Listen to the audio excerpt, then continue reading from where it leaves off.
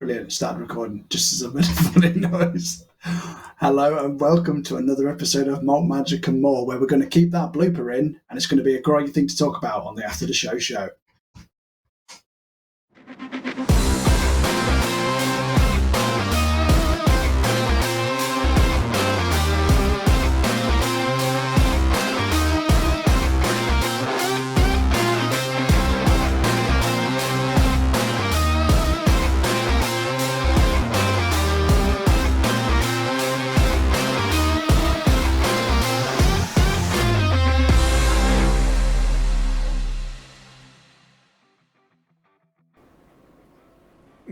Hey-o. Got to keep the bloopers in, ain't you? Got to keep. Of course we have. Amazing. Just entertain me that you practiced your intro before and it was fucking nailed on, and then you fucked it right at the beginning of the next. Yeah, that's live TV for you. That is like for you. As soon as that red light goes on, fuck. Oh, what an episode! Oh, it was a good episode. I tell you what, though, it was complete opposite end of the spectrum after having 4 weeks of intense, life-threatening fight after fight. Talking about a lot of RP. I forgot what it was like to write copious amounts of notes. Yeah, there was a bit of a lore dump at the beginning, and then we slowly but surely got to some actual activity later on. But I quite enjoyed the subterfuge element, I think, of the end of that session, where it was being sneaky and not just blasé, balls out, swords to the wall. I tell you what, the fact that Dagon, I don't know, Dave, even I don't know how you even pulled that out of your ass when you was like, what about if there's a serpent's cloak infiltrating Glen Twag? I was like, fucking hell, that never even crossed my mind. Because I suddenly realised what their group is all about, right? The Thieves Guild are spies, right? So this is the only safe place left, really. Of course they're going to be here, you know, apart from the one or two other places like Mantineer, which we've just found out has also got, you know, someone important from the Thieves Guild. Of course there's going to be someone down in, is it Deluin, where, you know, idiot boy is, right? They're going to be everywhere. There's probably still a couple trying to, I don't know, stay alive in River's End and Moonbright, but probably, maybe, you know, but again, you don't know how far the Serpent's Cloak or whatever go. Do they even actually have members who are demons and devils and all that other, do you know what I mean? Like, you know, we've got to bear in mind. You don't think the Stillman was the ultimate spy sleeper agent, do you? No, I don't think so. But you know, yeah, just the whole thing about the fact that you're going to have spies everywhere, and they are going to be there in the prominent place of knowledge, really. So that was a great shout. Going to be where the action is. I didn't expect the episode to take that turn then, but then when I actually went up to the guard and it went well, and it actually paid off, I was buzzing, absolutely buzzing. That was awesome, and I am glad it is, because, as I say, you know, as we said in game, there is a very real possibility that they have no idea what happened in Moonbright, so you don't know. And you can square it. Buyer coming in at the end, I did not expect that. I didn't. I was like, who the hell is this going to be? I don't know who we know. Is it someone from Eastvale? And then suddenly it's like, nope, it's the head of the Thieves Guild. When you said you're going to recognise this voice, I thought it was going to be like Remley or something, or a dwarf that we'd met. You know, the one that we'd asked to look after the lighthouse for us. Yeah. I thought as he escaped. That you've never checked in on. Well, to be fair though, old mate, you said the lighthouse has been long since destroyed. So. Yeah, I think that was me misspeaking on Monday night in my tiredness. It's more that the lighthouse was empty because you guys pretty much fucking destroyed the thing. I was about to say, we did kind of blow it up, sort of. So the only thing we did was put a new door on it, really. Yeah. To stop, because there's because there's a tunnel underneath and that portal, that thing we never went through. Not portal, but the pipe work that we never went through. So. Oh, mate, that pipe work could go across the whole of. We don't know where it We've went. talked about this before. No, it could be. We might find the other end of it in Mantineer. Wouldn't it be funny, right? We go into a buyer's house, and under his couch is the pipe, and that's how he got here. That'd be very funny. What I think we'll probably find out, and we will find out next week. That he is there because he was like Stronghold, and he was like, I'm just going to haul up here. It's away from the elves. It's away from the south. It's fine. We're just going to stay here because it was either here or Glentuag, and it wasn't going to be Glentuag because that's too dodgy, right? So I think that very much so. It was just like, right, I'm hiding out. I'm going. I'm buggering off. Also, I was thinking, how the hell are we going to find out? Because we're like, great, we're going to Mantineer. We're sneaking in. We're not telling anyone we're here. And how the hell are we meant to find a thing that no one knows is there? Last time we went into the city and asked, the king, could we have a look? Could we have a nosy? Right? We can't do that this time. Whereas now we can, thankfully, speak to someone who's in there. Yeah. So I was suddenly panicking, going, great, we've just made ourselves in there, and how the hell are we going to find what we need to find? That is ridiculous, and so also a bit of a stroke of luck. To be fair, though, if you're a buyer, if you're being hunted by elves, best place to hold up is in a dwarven city. Exactly, it's perfect. So which we're going to have to make sure that we are careful of, because he's not going to want to jeopardise that. So you are going to have to. It's yet to be determined whether he's going to. We need help to help him, essentially, so that he can get out and free roam again. Because he's hauled up, and he's probably on his on his end of days rations, his nuclear bunker rations. It's just whether he'll eat my bullshit that I'm going to feed him. I mean, we're only one dice roll away from it going tits up, isn't we? Really. Haven't you got can't roll lower than a 10 on all the stuff that matter? Yeah, but it didn't stop him rolling higher than that, though, does it? Well, let's just hope. But yeah, in theory, I can't roll lower than a 22 or something like that. On persuasion or deception. Though, if he steals my sword again, I'm cutting his head off. I forgot about that. That was pre-stream for anyone who doesn't know what we were talking about. That's true, yeah. It was pre-stream. We were in Seamy, and there's the first time that we met a buyer, and one of the kids in Seamy nicked my sword as I went out for a pee, so wasn't best pleased about that. Seeing your cat come in just to change direction completely reminded me on Monday, viewers, you may have heard my cat having a monster dump in the litter tray on stream. Because Dave texted me going, is your cat having a poo? Because I can hear it.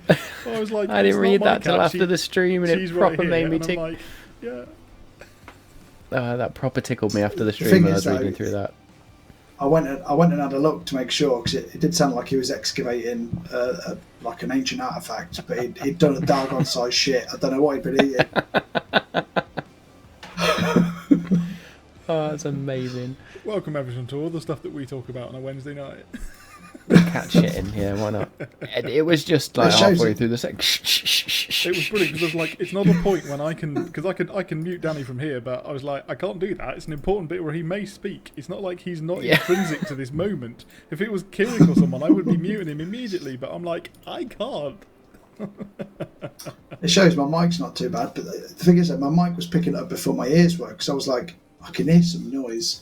What is that noise? And then I was kind of like, oh, fucking ass. Yeah, but I mean, to be fair, with these, I've had my girlfriend say, like, did you not hear the doorbell go off, or the dog barking, or all these other things? And I'm like, not got a clue, no idea, can't hear a thing if it's not coming out of these headphones. That's good though. Shows they work. It does show they work, but yeah, it does mean that sometimes I have to take one out just to make sure that I'm not bellowing. So, do you think a buyer is literally there, hunkering down, hiding, or do you think he's also on a mission? Oh, that's a good shout. The only mission I could possibly think of is him getting the prophecy as well, at which point he's working for the other side. Again, not in an evil way, just a highest bidder, you know. Yeah, like mercenary type stuff, yeah. Yeah, you know, he's doing a a Lando Calrissian, you know. I'm trying to think. The last time you saw a bio would have been pre-stream as well. Yeah. So this is the first time that we started in Greenflower, which was after Sea Meat. Yep. Because he escaped through the tunnels, didn't he? Or he escaped through the tunnels. When we went back, he weren't there. Lighthouse. This is the first time people. This is like effectively 80 Warden 2 episodes ago. Yeah. Oh yeah, because so actually there was about two. Was it 2 weeks worth of on the boat? So yeah, you're right. It's about that. So either he might have been in a league with the Eladrin and he doesn't know the Eladrin is dead. That could be an option. Because Eladrin would have had those sort of contacts. He might have known about the Serpent's Cloak, being a rogue himself. Or if he does know the Eladrin's dead and he knows we did it, he might be hostile straight away. Or he might not care because he was just doing a job he was paid to do. Don't think he'll care, but I do want to know more about what he did to Lena's brother. Half-brother? What I'm trying to remember is the Serpent's Cloak. I don't know why. I might just be getting it confused, and it is like another notebook ago, so it's hard to actually find the notes now. There's something in my head around the Serpent's Cloak. Do they all revolve around Baal? Are they linked to Baal somehow? I have no idea. They're linked to a deity, but I think you've probably got that one a bit wrong. Yeah, because Baal's have got a murder in it, but then are they linked to... I'm trying to pull up my OneNote now, but it's not loading quick enough. There is... So I have written it down. There is a... is it the Moonweaver? It's slightly mischievous. It's got to be a Moonweaver what's a snake? Is one of the god? deities of the trickery domain, potentially, in our world. Which I thought maybe... Having borrowed much of that from Matt Mercer's world. I say it's not a nice, the trickster. tight pantheon. But the Moonweaver is also considered one of the good aligned gods. Totally out of game, of course. I was going to say, but also... It was... So I think the one you had heard them... Or the god you'd heard them referred... Or, sorry. When I get my words out. The god that you'd heard them associated with beforehand was Zahir, the cloaked serpent.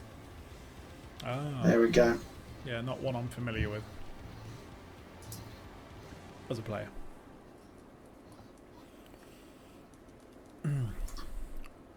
That's got nothing to do with anything we've done so far then, is it? Nope. Or anybody we've come across so far. That's alright then. Just thinking whether that would come up on Monday. I'm hoping it's a blank slate and we can feed him whatever yarn we want and then get what we want out of him. Apart from, and this would be that hopefully Yando would know this anyway, and that is because we literally had this conversation about the fact that the Serpents Guild are everywhere. Alright? So don't spin him a massive lie. Keep it to what actually happened, because he'll know.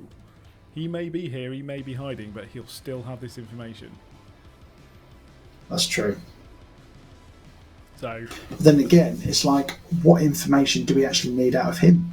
I wasn't expecting to see him. Where the hell's the prophecy? That's the only thing we need to know is where is it, right? But I don't want to tell him about that. Do you know what I mean? The other optional things are: is he after the prophecy, and what happened to Lena's brother, and where the hell have you been, and also what side is he on?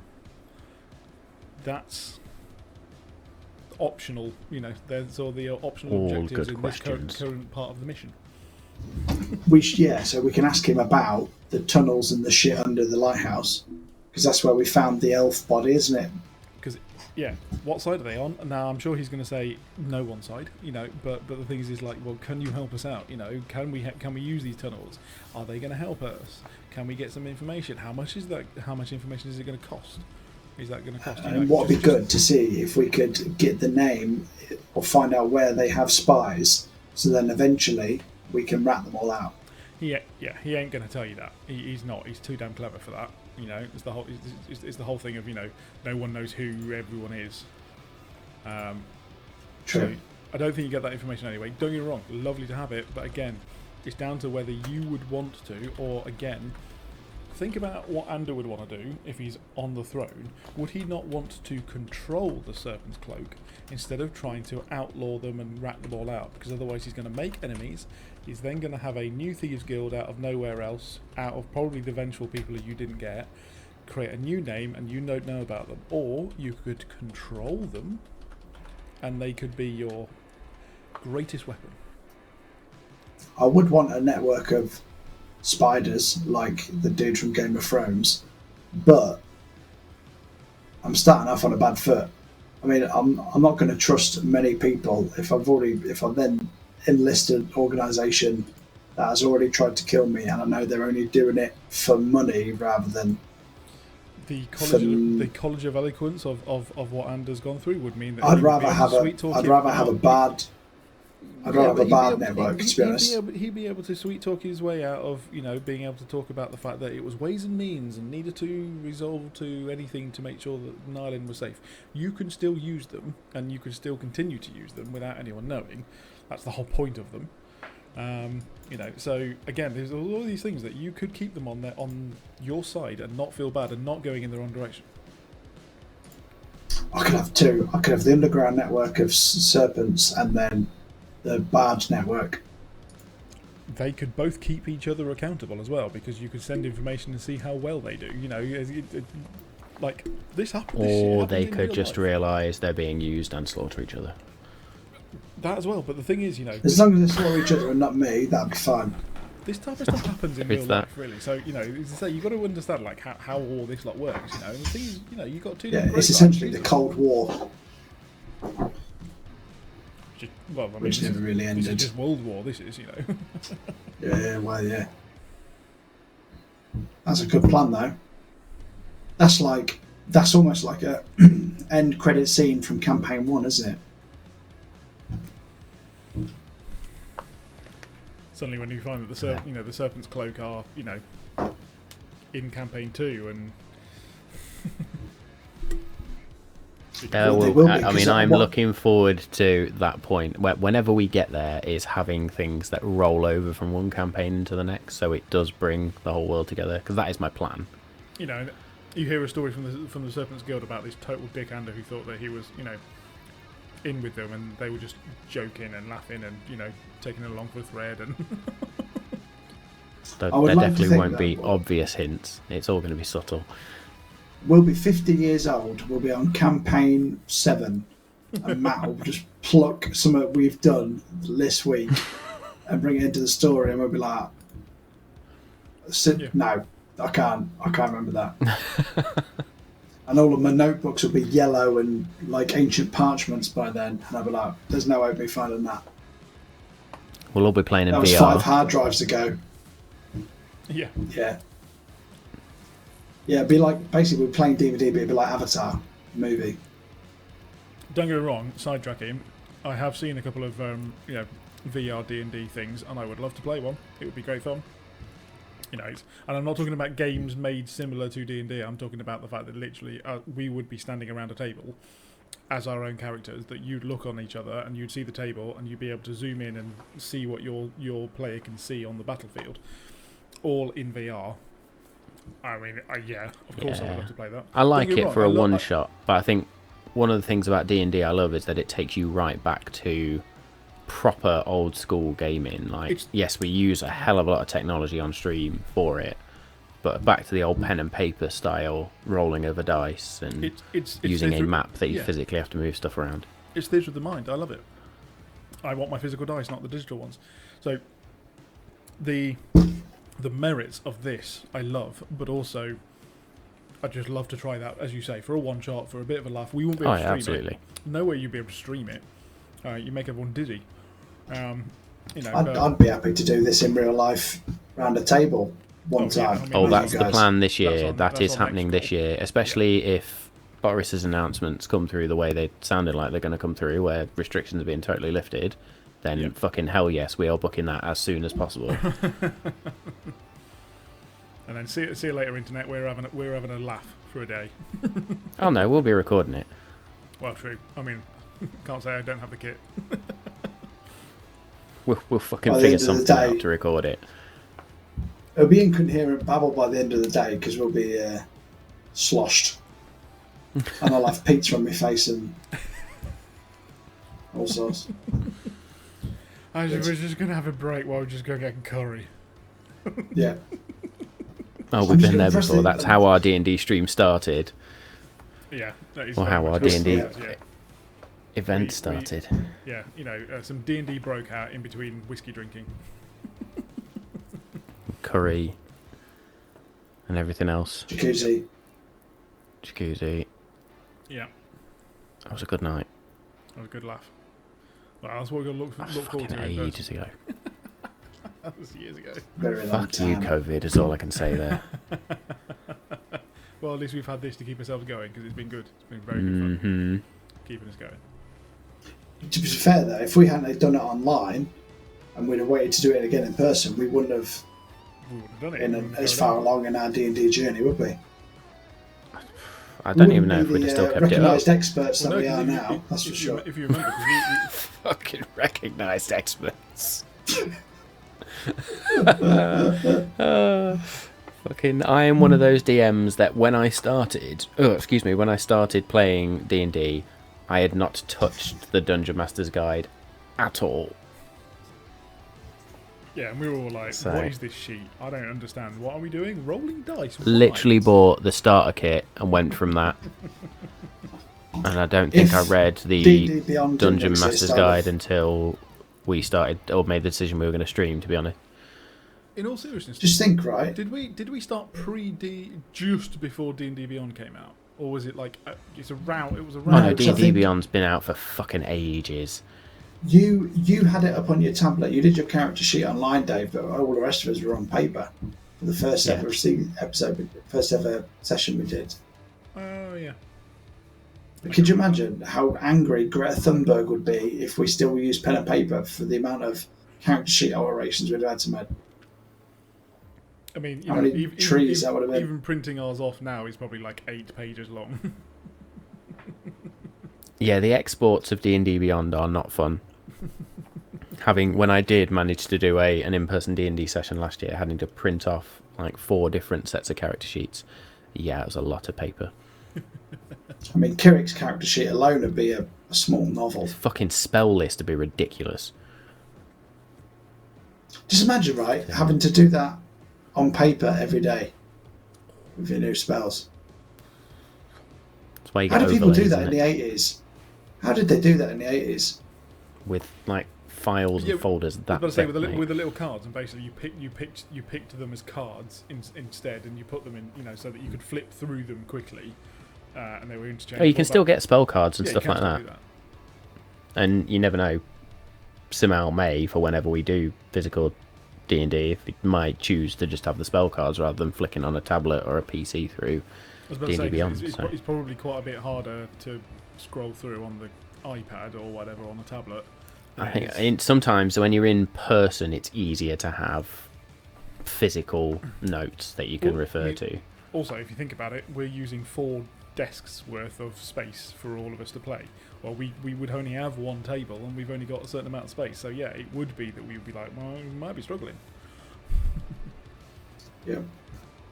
Sorry, Greta. I'm going to have to print it out. I don't think you printing out 1 character sheet is going to destroy the world, mate. No, just but make sure you go and plant some flowers. That fog across an island is the definition of greenhouse gas. That's coming out of the butt crack of an island, that is. So if your sword made the cloud sort of retreat from your sword. It's a magical cloud, we know that. Who's powerful enough to do that? I wonder whether it's an elemental thing coming from whatever plane they came from. I think it's literally spewing out of that hole. Like, no joke. It's being summoned, you know. You think there's like a tear and they're all just pouring through it? We know there is. Though, you know, it's on that island. It's on the Isle of the Dead. You know, it's probably just pissing out of there, and it's being controlled. You know, which is that's true. I don't know whether there's a specific D&D spell, but do you know what I mean? If there was a high enough controller, they would just be guiding it over, you know, where they wanted it. They're not really like producing millions of litres of fog. They're moving it, pulling it. Yes, they're guiding it, you know, and letting it sustain a little longer and making it slightly denser. You know, it's one of those ones that when you just describe it in such ways, it means it's more realistic that magic could do it. So yeah, brings me back to the. And we actually got a lot of insight from Felltag, and I think that is the throne that I need to claim. That one, the original throne. I think you're not wrong. I think you were told the throne is wherever you choose to put it. Well, there was that as well. Yeah, but I feel like I've tried to do that a couple of times and then worked. Have you really tried to claim it though? Or has Ander really tried to claim it? I think it's one of them things where he's tried, but he's obviously. It's like one of the things where he thinks he's ready, but his subconscious is not, if you know what I mean. And I think he'll only feel ready once there's no more obstacles in the way. So it's kind of like there's a vision in my head of him sitting down on that throne with just a desolate Nylon around, and that's mission accomplished. Or we've got the prophecy, and then I need to claim the throne. I feel like, yes, he's ready, but he's got unfinished business first, if that makes sense. Which makes him think he's not ready. If you followed that rambling. Yeah, no, it makes sense. I think the times you've sort of said, I'm claiming the throne here, I'm going to plant it here, naturally you've presented it as sort of a jokey statement. Yeah. So me as the DM's just gone, okay, it's not coming, it's not happening. So when I get the sense that Ander truly is picking his moment, then we'll see what happens. It's got to be worthy of the man in it. It's got to be and raising one from beneath the water to sit on is the coolest thing Ander could do, I think. I mean, to be fair, that is pretty sweet. You know, because, and I suppose you got to ask whose throne would you take? And there's one person we can think of. But other than that, other than Deluin's, you don't know. That could be the seat of power, if the right person. And the one underestimated, if it hasn't been used since before the Brother Kings, I think that's the one Ander wants, because that's the rarest one. That's like the unicorn of thrones, isn't it? He's quite a good contender, bearing in mind that you've either got to take a city back that's been overruled by demons, or you've got to go somewhere else and dethrone them, or you've got to just knock someone else off their, high pedestal. It's like, well, yeah, maybe, as you say, take the one that no one could get to, and take it as yours. Unicorn of Thrones sounds like some shit George R. Martin spin-off. Or something from Deadpool. Or like a Disney kids version of Game of Thrones, like a My Little Pony version. My Little Pony version of Game of Thrones, where each of them just gets fucking slaughtered horrifically. They all get turned into dog food and glue. No. They get cut open and candy just pours out. How to scar your children in one easy session. With Imagine the gratuitous My Little Pony sex scenes. That'd be awful. Moving on. God. With my cloak, I can actually do an aqueous form, can't I? I can breathe underwater and swim, so I could claim it while it's still under the water. I don't even need to raise it. Oh man, if you manage to somehow raise it, then all power to you. That's throwing. I could just swim down and bring it up with me, or I could just sit on it under the water. I'm thinking Kirik by then will have a spell that will just literally boil the lake. Yeah. It'll be like Stingray. You've got to come down here. Did you watch Stingray and Thunderbirds when you was a kid? Of course. Oh yes, Stingray. You know that Stingray. The Emperor under the water used to scare me apparently when I was a kid. I used to love the story that they had to take Captain Scarlet off the air because kids were jumping off cliffs thinking they were fucking invincible because Captain Scarlet used to just like and stand back up again because he just couldn't be harmed by anything. I mean, there was worse things to influence us as kids. Oh yeah, Surely. much Captain worse Scarlet. things. Yeah, that sounds like tell what it is Mail yet? was like, did you believe that this happened and it was terrible? Yeah, it's like when my son played GTA and that's why he killed loads of people. No, that's not. It's not GTA's fault. Yeah, because the It's 2 definitely billion not other GTA's people fault. who've played it have not gone on a murdering spree. Yeah. Yeah, let's not get into a debate about Although gaming influence. I on did kids. watch Jackass and recreate that as a kid, so Thought your voice was permanently jumping off shit, going down hills in trolleys, all that sort of bollocks. I say, give most kids their due. I think they can tell the difference between fantasy and reality, like stuff that isn't real and you're not allowed to do, and stuff that is normal. Yes, like going down a hill in a trolley with your friends. But because it's a group of friends doing it, you think, yeah, why not? Yeah. I mean, I dared That's Dave called to run peer into a pressure, tree kids. once. He was the fucking idiot that went through with it, but... Yeah, may I also point out that I didn't actually use my arms to stop myself. I literally just ran into the tree. Yeah. Yeah, I remember it well. You are Dargon in real life. You see, my older brother always used to build dirt ramps or bike trails and go, right, pedal up that as fast as you can to test to see if it works. And I go, okay. And then just crash and be like, right, that ramp's wrong. And then he'd build it a different way and I'd test it again. So basically, until I stopped crashing, he knew it was right. I love it. You, your brother's QA tester. I mean, basically, trial and error, yeah. Yeah. I was the error. Oh, how the fuck did we get on this topic? I don't know. I do not know. No idea. Well, I think we've got a amazing lot to stuff, happen though. next week. We have. Yes. Should be good. Should be It's very going to good be indeed. interesting to see where you go, because we still have the rest of the night in Mantineer to do stuff in, so I'm gonna chat come very prepared. It's going to be interesting.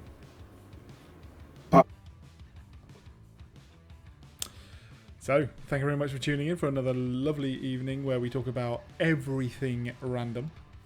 I hope you've enjoyed it, and I hope that you will consider following us on Twitch or even subscribing if you can. And we would greatly appreciate it. You can either subscribe or use a Twitch Prime subscription, whichever. That one's free to you, and it really helps us out. Thank you very much if you do, and thank you for all those who already have. Like and subscribe on YouTube. Again, if you have already, we love you so much. It's completely free on YouTube for you guys to do it. So please do it if you get the possibility. For everyone listening on the podcast, thanks ever so much. Please leave us a review if you could. It just, again, all of this stuff helps us out, and it's completely free to you guys. So thank you ever so much indeed.